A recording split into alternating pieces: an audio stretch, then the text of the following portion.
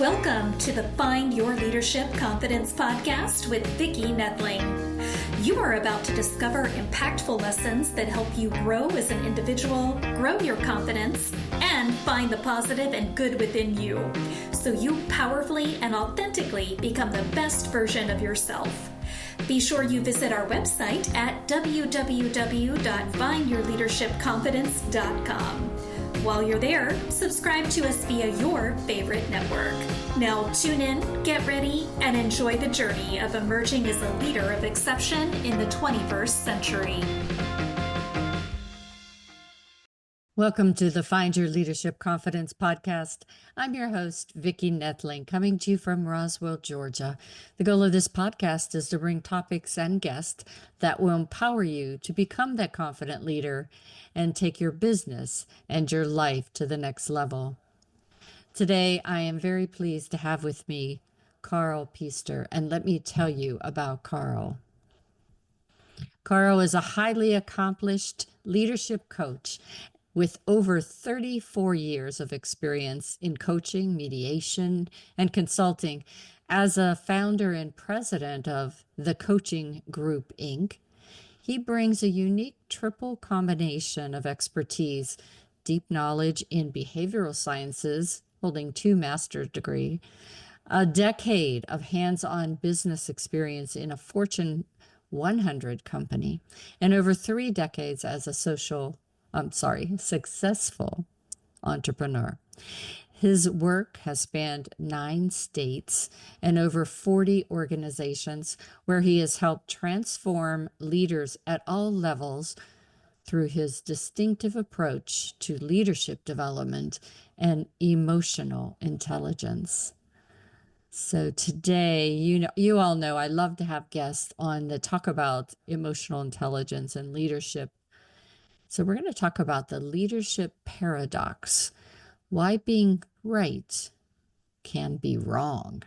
Please join me in welcoming my guest, Karl Pister. Karl, Vicki, so excited for this conversation. same. Just delighted to be here. I appreciate the opportunity to be on your episode today. Thank you. We start out with 2 easy questions always, Karl. The first is, what part of the country, where do you live? Where do you call home? Pacific Northwest. I live just south of Portland, Oregon. Oh, beautiful country. Yes, have spent time there. So I gave all these accolades about the wonderful things that you're doing today and have done, but I'd love for you always to share the journey. We know that it's never a straight line, that there's twists and turns in the past that we have to take to get to where we are that really inform who we are and why we do what we do. So please share a bit of that journey. Thank you. Came out of graduate school at Brigham Young University, and right out of grad school was offered the opportunity to go into inpatient drug and alcohol unit for adolescents, or to start working with corporate mental health. And even though the latter paid significantly less, my wife and I, we had just been married and decided that we would take the job with what's known as an employee assistance program. Mm-hmm. And literally, like Robert Frost, I took the road less traveled, and that made all the difference. I've been able to work in a corporate setting the majority of my life, partly as it mentioned, for 10 years with a Fortune 100 company, and then went out on my own, and have been out for 30 years, went out in 1994. And it has just been a magnificent challenge. Got into healthcare about 17 years ago in 2008, through a connection that had happened 10 years. You just never burn a bridge in entrepreneurial work. And someone I'd worked with at a major Northwest organization had moved to a major Northwest healthcare organization. She asked if I still did coaching and mediation. She had 2 clinic managers who weren't working well. And Vicki, from that one phone call, the 9 states and the 40 organizations have happened. I can track every single lead back to that one call from that one HR director who had switched companies. And if there's anything, like I said, you just never know the bridges you will cross again. Yeah, and there's nothing to discount how important referrals are for growing your business. They're the Yes. most trusted, most Marketing trusted. budget. Oh, yeah. Marketing budgets are great, but they can't replace one simple, oh, yeah, I worked with Vicki before. You might want to give her a call. Yeah, that's right. That's exactly right. That's why also, for me, the testimonials about from people that have been guests on mine help me to I mean, I get 18 to 20 requests to be on my podcast a day. Oh, my And goodness. That's excellent. so it's just do a good job and people will, but you also have to ask for the referrals sometimes too, which is sometimes people forget about doing that. And it's agonizingly difficult to do for many people. Yeah, that is true. That is true. So let's get into this why being right can be wrong. How do you go from resistance results by just transforming professionals into people leaders? It segues right off of your comment about emotional intelligence. Hmm. We are very results oriented in our society. I gave a talk to 100 leaders on Saturday, and they are in a tough situation in their corporation. And they are so focused, as they should be, on results. Yeah, But many times they want to transform through results instead of realizing that if good people are taught and led well, they will deliver with amazing that's right. predictability. I always do what I call the math in the room. And just with the leaders that we had there, estimating that each one of them had 20 years of leadership, which is probably low. In that room, Vicki, we had 2,000 years of healthcare leadership experience. 2,000 years. If led well, what couldn't that brain trust solve? Yeah, Yet they get so overwhelmed with the project that they forget that they're sitting on a treasure chest of incredible brilliance and training.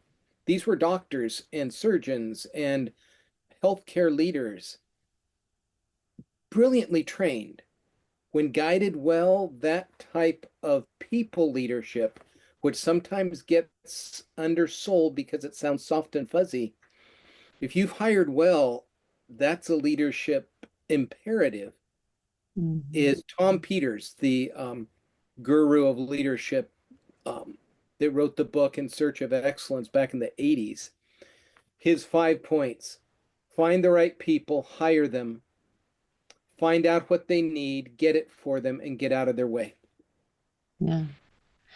And for all my years in the corporate world too, I saw and experienced times where I was really part of and in some cases led tremendous teams. But it was because of those things where you don't know, you could hire the best people, but at a certain point, they need to learn and train and understand more. And if you don't give them time to do that, if you're always putting out fires, if you are not talking to them, you don't understand what their needs are, you don't understand where their heads are, and they are constantly worried whether or not they're going to have a job. And Yes, how could they be creative and how could they take risk that may be just the thing that they need to do to change the ship in the ocean, if you will? absolutely. Gallup did a project many years. 1998 is when I first read about it.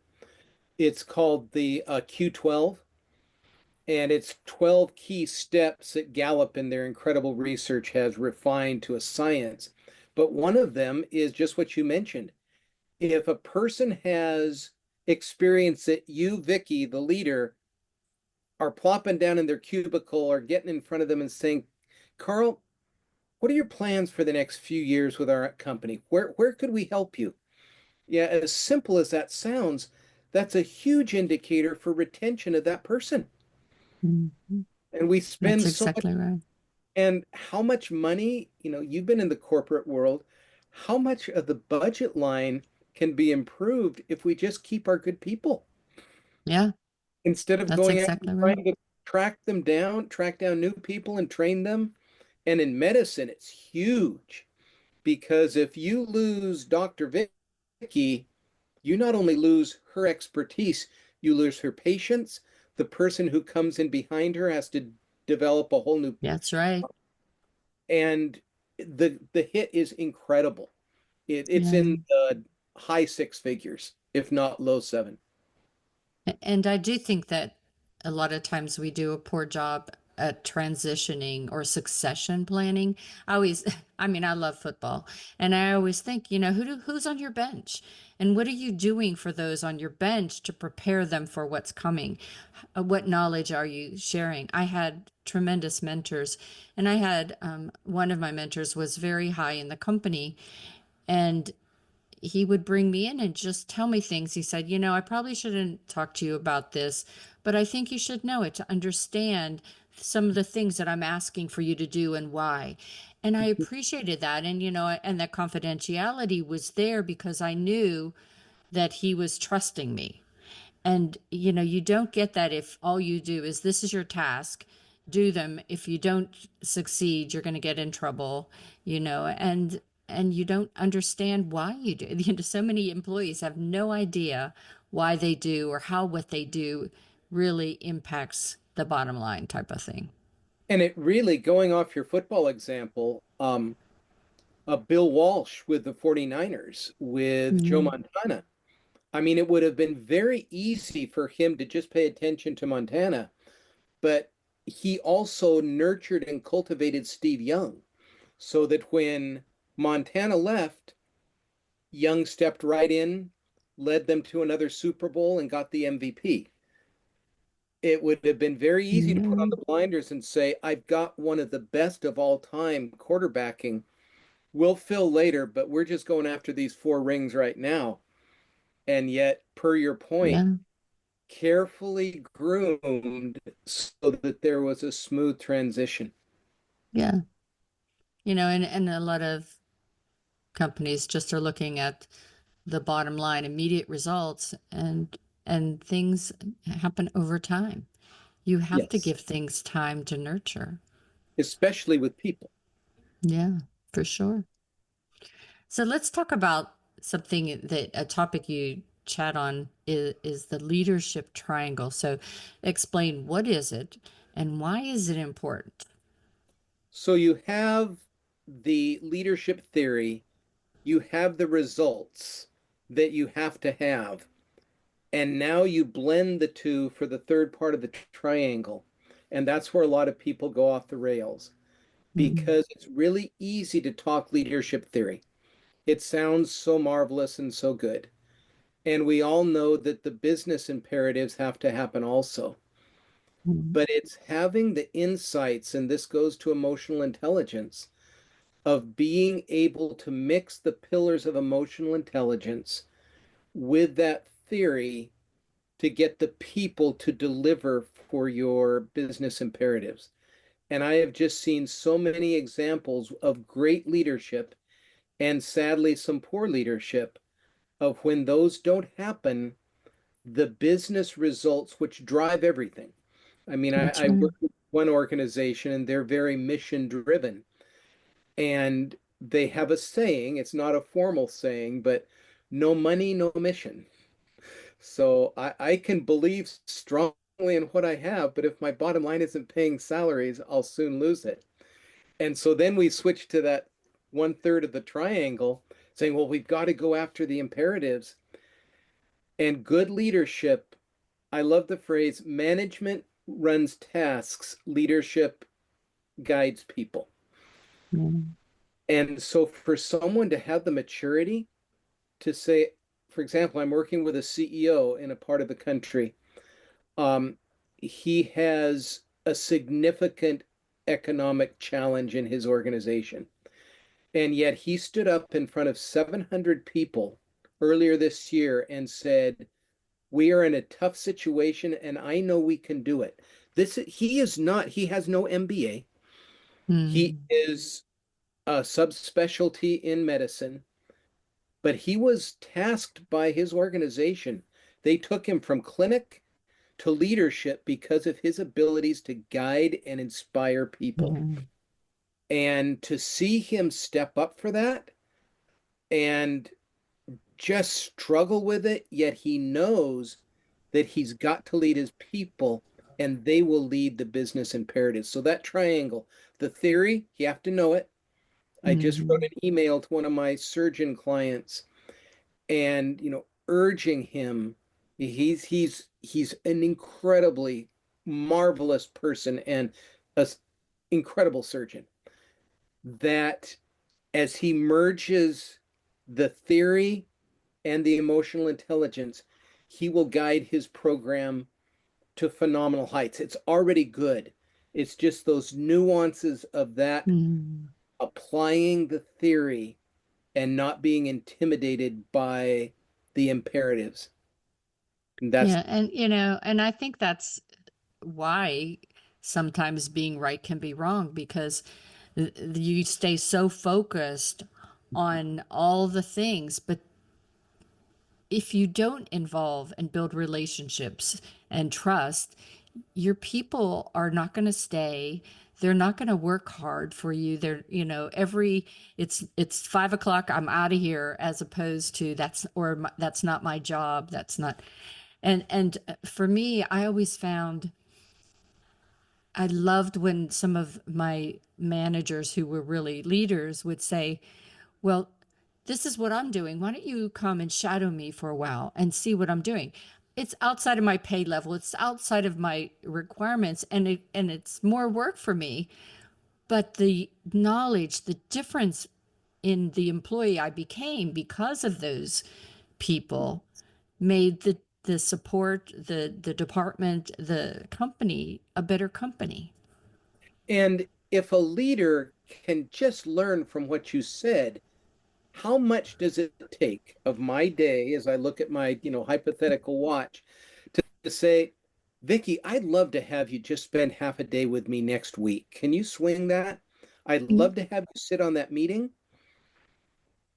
People that have that type of leader, when headhunters call, they say no thanks Yeah. because someone's been interested in them, is investing in them, and teaching in the very best way, which is just walk with me and learn.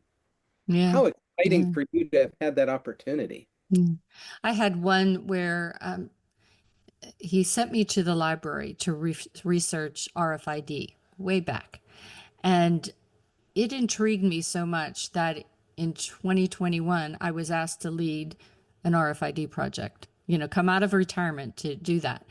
And and it was one of those things I had to do it. I didn't want to come out of retirement, but I had to do it at least to get things going because of that one day where I Yes. spent in the library.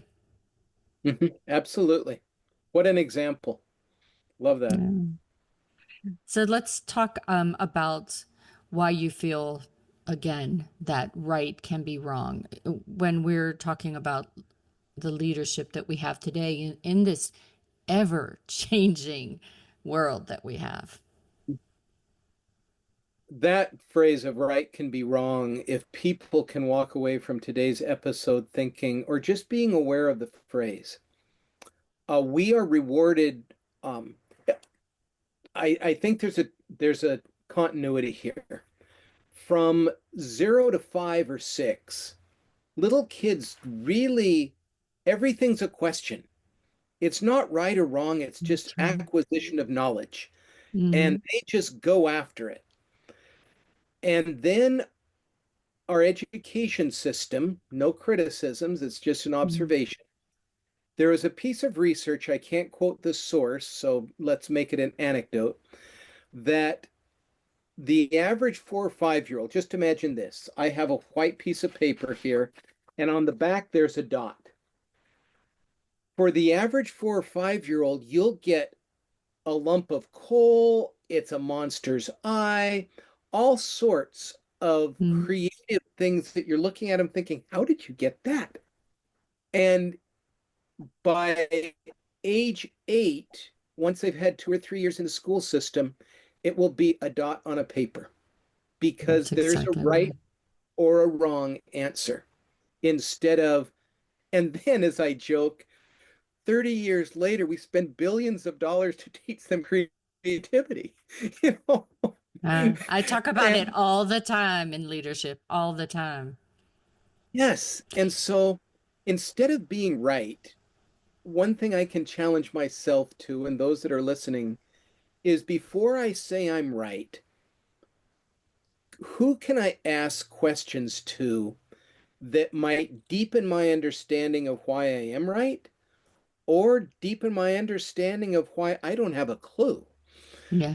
Because I come at a problem like I think most people do, because we're rewarded for that problem solution, instead of going with Hal Gregerson's marvelous book, The Question is the Answer, where he talks about he's an MIT, he formerly directed the MIT Executive Development Program. Brilliant man. Collaborated, as I look up on my bookshelf here, with Clayton Christensen out of Harvard in his innovation work. And it's just digging down. Karl, you may think you're right, but where could you be wrong? Where could you have missed something? Have you looked at Mm. this perspective? And so I've just learned so much from that because I like being right. I think majority of people do. But when you step back and think, Karl, what is right? Let's expand the vision here. Let's Yeah. take off the blinders, which we all put on when we go into problem solving mode. And sometimes, as Gregerson suggests, expand the problem before we shrink it and solve it. Yeah. It's fast. Once we can get past the I need to be right. I love a phrase from one of my mentors, Paul Martinelli, who says, I'm not concerned about being right. I'm concerned about getting it right. Mm. I love that phrase. Is my dedication as Karl, I want to get it right. I want to understand the Yeah. sides. I want to deepen my understanding enough so that I can lead people through the problem. So one of the things that I always learned from being a project manager was the what if scenarios. And I'm so excited with AI now because being a better questioner, I think AI is teaching us to be better questioners by writing better prompts. And if you take what you were just talking about and you have this is what I perceive today with what I know as being right. But what AI does is you can ask questions of it and then it makes you think. And I really and truly think that it makes us more creative and innovative. I think that it makes us that 4-year-old again because then it may come back with something that, oh, I never thought of that. Well, tell me what else? What more? And so it's to your point of not stopping where you think it's right, but seeing what could be better. And one question I learned, and I don't remember specifically, but if a year from right now I really regret having made this decision, what would I be regretting? And it's, wow, I hadn't thought of that perspective. But and I've asked executives that, and Mhm. it's a pause type of question because most people just look at an arrow straight. And as you Yeah, said, there's no straight path. yeah. I had a project that I did, and it was a technology, and the technology actually before we even launched it was past its time. And so I had a sample of that technology on my desk for years, and it's the rocking chair theory. So if you're sitting on your rocking chair, re, re, reflecting on what you've done, will you still think it was a good idea? And Oh, that was my reminder of all my projects to have that rocking chair thing because we thought it was a good idea, but we couldn't act fast enough. We took too much time to think of what the right way to do it was, that we passed the time that we could do it. Wow, that's an impactful story. I'll never look at a Yeah. rocking chair the same way. Get on that porch and rock away. So emotional intelligence, you say, is the $1 million skill set. And I totally agree with that. That's why I teach leading with the heart, the head, and the hands. Talk to us about that $1 million skill set. I think it was Dan Goleman that came out with it originally in 1984, Emotional Intelligence, and he produced the book Working with Emotional Intelligence after Mm. working with the Hay Group for a couple of years to get some good solid data around it. Then he wrote the book Primal Leadership, which talks about emotionally intelligent leadership. And for my executive coaching clients, those are two very strongly suggested reads. It's so good.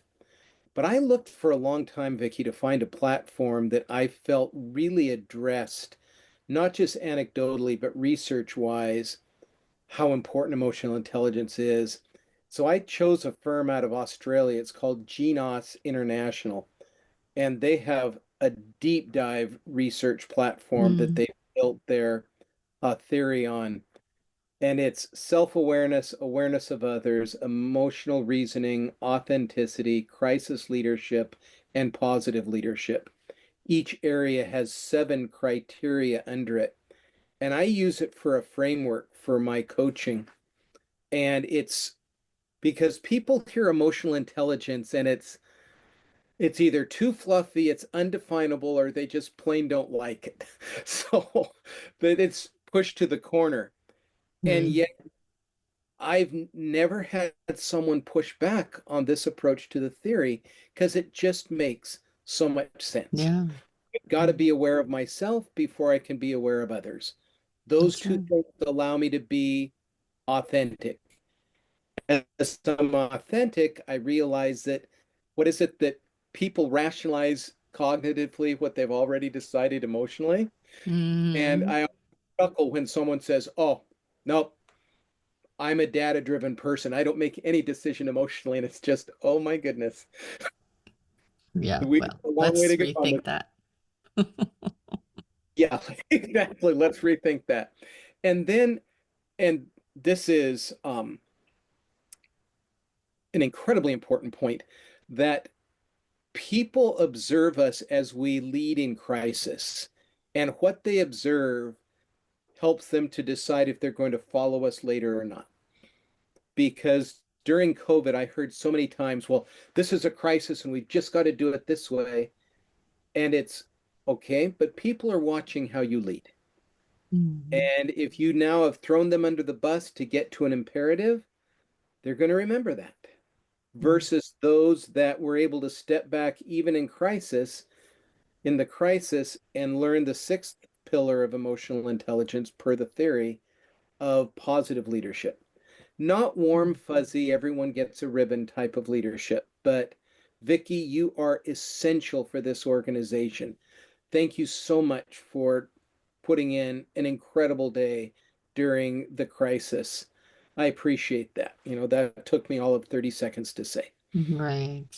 But it's just those, and it's soft, it's undefinable, but as one of my guests on my podcast said, it's the soft skills that bring the hard results. And I Right. just Right. thoroughly believe that. So I think that really kind of segues nice into my next question, and leading through complexity, because it it isn't easy. It never really was easy to be a great leader. You might be an effective manager, but to be a great leader, to make a impact, you have complexity, especially now with remote workers and in-person workers and clients from around the world, different cultures. So what are the new rules of organizational success? Although many of the rules have become some buzzwords, there are two that come to mind. The ability to pivot. Uh, Mm, so there's a great important. story from Steve Jobs's biography by Walter Isaacson. I think it's either Isaacs or Isaacson, where Jobs, in his typical bull in the china closet manner, had absolutely flattened an employee about the stupidity of his idea and Mhm. basically just put him in his place, package wrap delivered. Kept his job, but still he knew his place.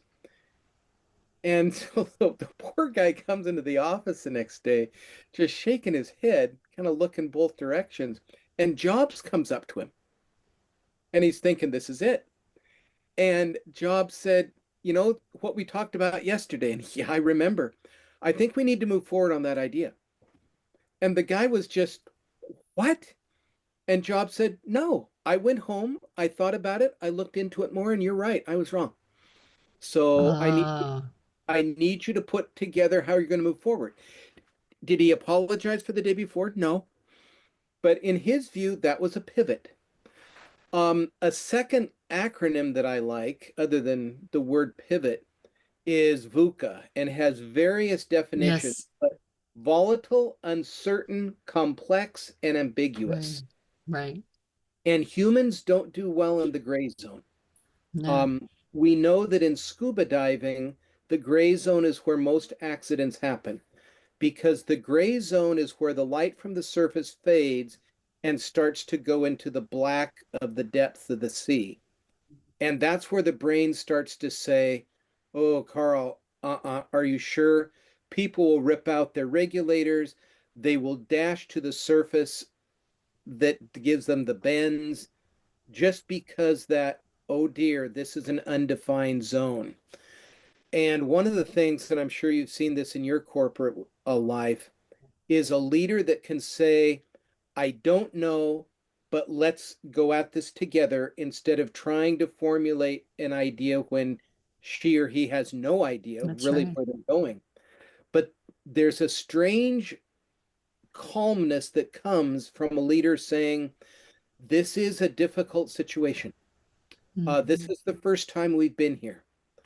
And I was in a setting, we were putting together an ambulatory surgical center, and the leader of it was an orthopedic surgeon that was really known for hard driving my way or the highway.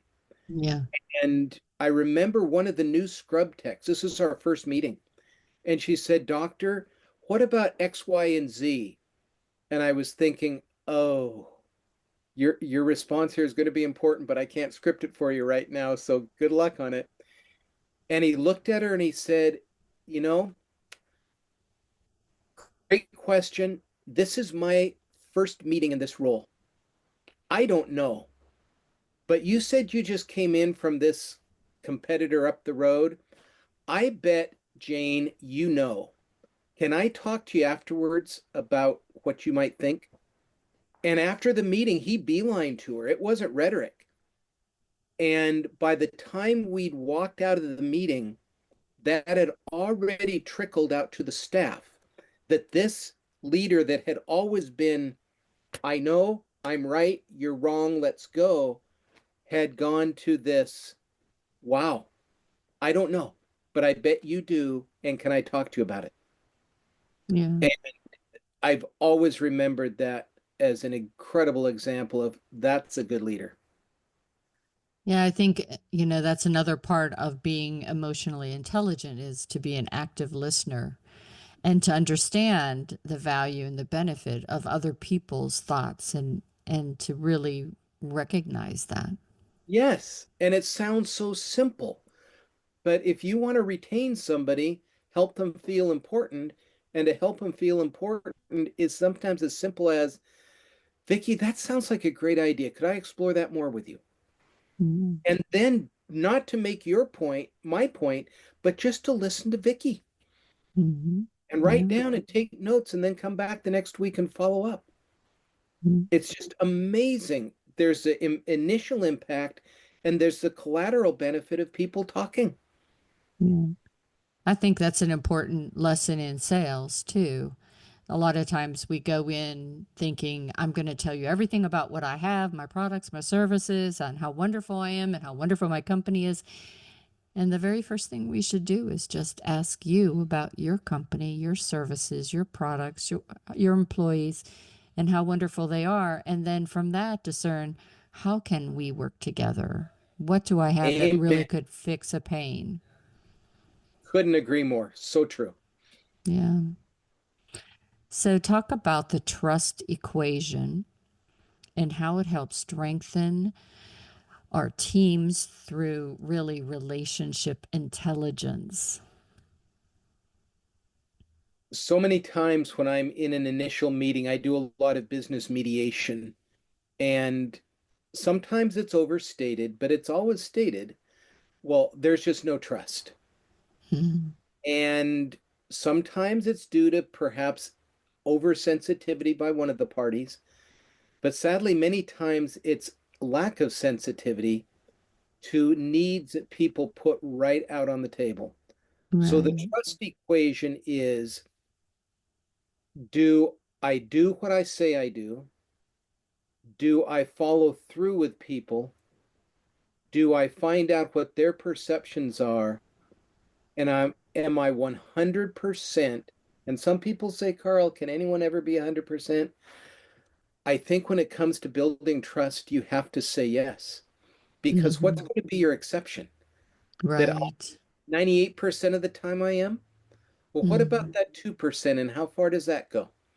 Hmm. So the trust equation is, first, it has to be internal.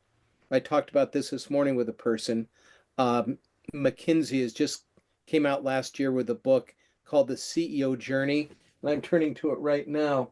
Um, Learning to lead from the inside out. So first, we have to be absolutely integral with ourselves.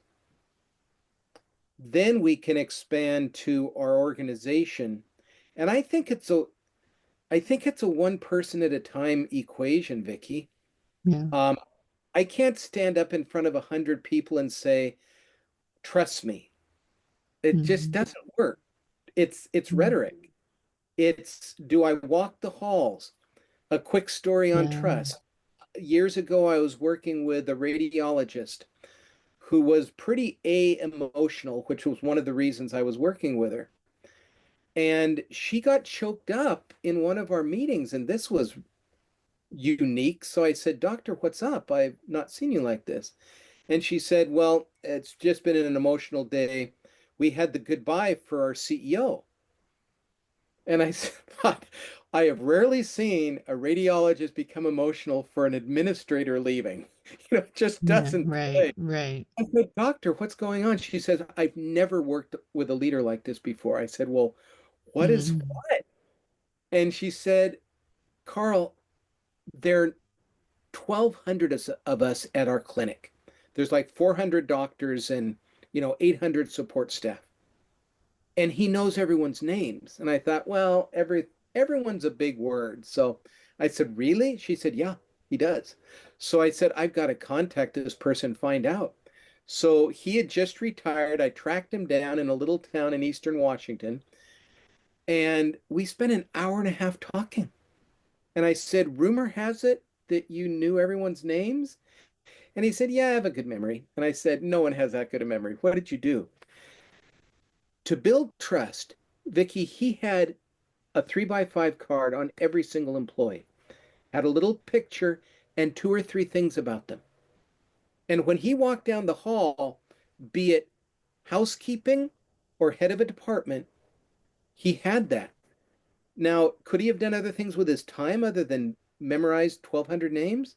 Yeah, but he did a complete cultural flip in that organization. It needed it Hmm. just because. Now, was he brilliant with budgets? Yes. Could he have difficult conversations? Yes. But the reasons he could have difficult conversations is because people trusted him. Hmm. Yeah. So you cannot mess with the trust equation. No, for sure. Well, we could talk for hours and hours on this subject. I've enjoyed it so much, and I'm sure the audience has as well. So I'm going to now share the slide that has your contact information. Those of you that are just listening, you know that you can go to my YouTube channel, Vicki Noethling. So if you haven't done so, please do subscribe, as well as go to findyourleadershipconfidence.com, subscribe to that.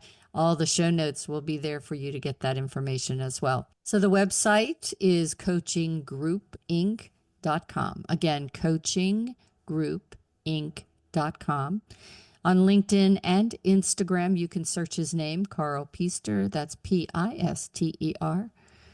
And Karl spelled with a K, in case some of you are out there might have thinking C. So karlpister.com. I'm sorry, Karl Pister for both LinkedIn and Instagram. He does have that podcast that you want to go ahead and check out. It's Healthcare Leadership Excellence Podcast. Healthcare Leadership Excellence Podcast. I'm going to turn it over to Karl. He's going to tell you about his call to action today. As always, things you can find on his website, what he puts out on social media at Instagram and LinkedIn, as well as what kind of topics and guests does he have out on that podcast, Healthcare Leadership Excellence.